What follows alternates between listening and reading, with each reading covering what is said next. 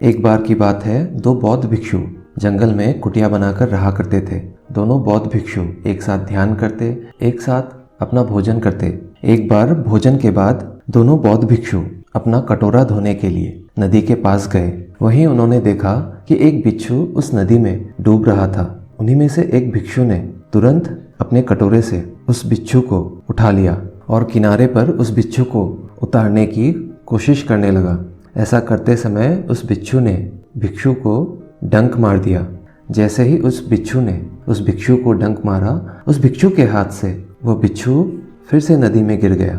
दूसरी बार भी उस भिक्षु ने फिर से अपने कटोरे से उस बिच्छू को उठाया और किनारे पर रखते समय फिर से उस बिच्छू ने उस भिक्षु को डंक मारा, लेकिन इस बार वो बिच्छू किनारे पहुंच गया था। ये सब देखकर उस दूसरे भिक्षु ने कहा, दोस्त, तुमको जब मालूम है कि इस बिच्छू की प्रवृत्ति यही है कि ये डंक मारेगा, तो तुम इसे बार बार क्यों बचा रहे थे? खुद की परवाह किए बिना। उस भिक्षु ने मुस्कुराते हुए कहा, बिच्छू का प्रवृत्ति है कि वह डंक मारेगा और मेरी प्रवृत्ति है बचाना।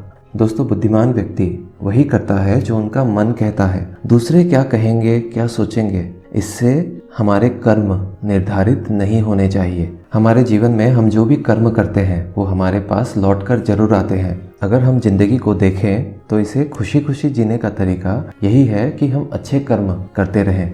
हमारी जिंदगी में जो भी दुख और परेशानी है, हमारे अच्छे कर्म उन दुखों को कम जरूर कर देंगे।